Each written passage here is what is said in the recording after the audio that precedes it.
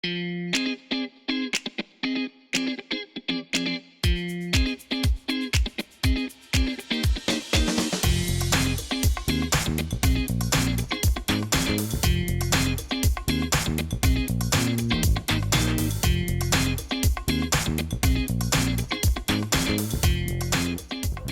I wanted to do is get Barry in here, because Barry is one of our top infinite banking pros, deals with a lot of high cash value whole life and also a lifelong real estate investor.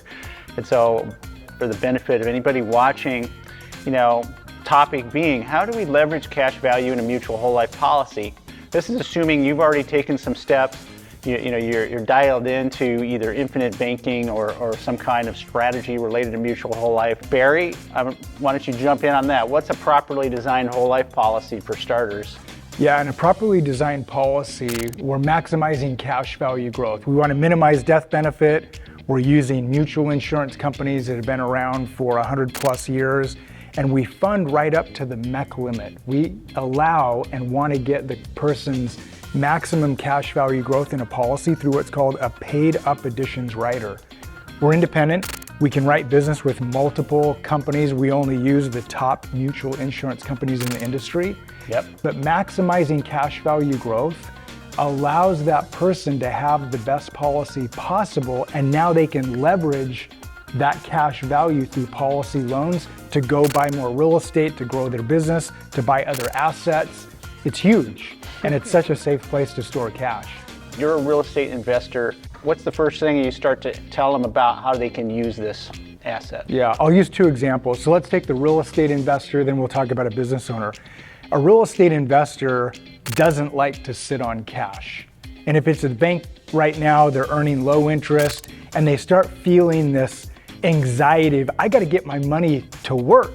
But a real estate investor can put cash inside of a properly structured infinite banking policy. They can take policy loans. They're not tying up the money, Steve. It's liquid. They can call the insurance company, have a loan, deposit it into their bank account within 3 to 7 business days. And that cash is still working for them in the policy, even though they have a loan. Now, if you're a business owner, take the business owner that leases equipment, the doctor, the chiropractor, the dentist, the construction business owner who has trucks and heavy equipment. A lot of equipment gets leased by business owners, and they don't realize on the back end, they're paying usually high amounts of interest. They're looking at, well, if I get the lease, it's going to generate X amount of dollars, and it's only going to cost me this per month for the lease. So financially, that makes sense. But when we look at the numbers on the back end, there's high interest on leases. What I tell business owners to do, take a policy loan, go buy the equipment. Now you pay your loan back just as you were going to pay the leasing company, but guess who captures the interest? You. Yeah, that's a great point. You also mentioned your down payment. I'm just drawing back from a little experience in the development world and early on in my career.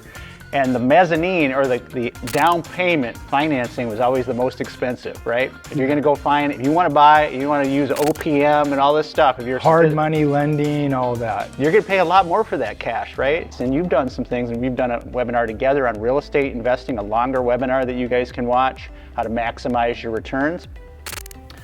You can do the math and see how your return is going to exponentially, increase in using this strategy, right, Barry? And you've shown people that. Yeah, the webinars are phenomenal because we go through actual numbers, but think about this.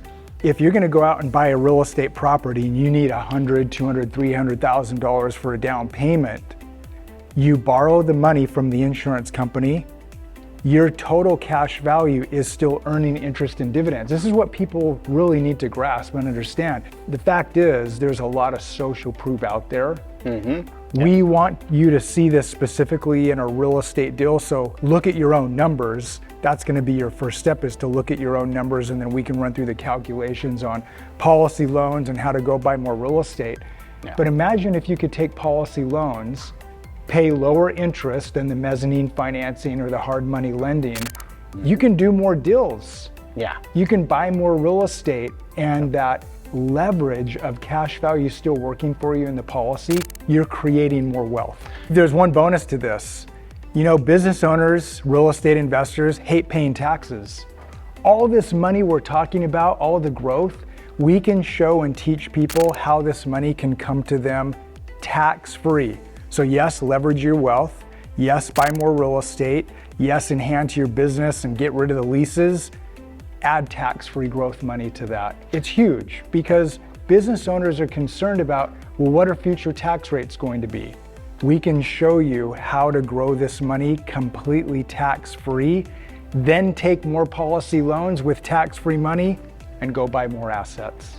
Lots of good things going on. I'm encouraging you guys watching, get the facts, come and get specific information to basically see how this can exponentially improve whatever it is you're doing with your business, your real estate investments. And very awesome input. Thank you, and see you guys in the next video.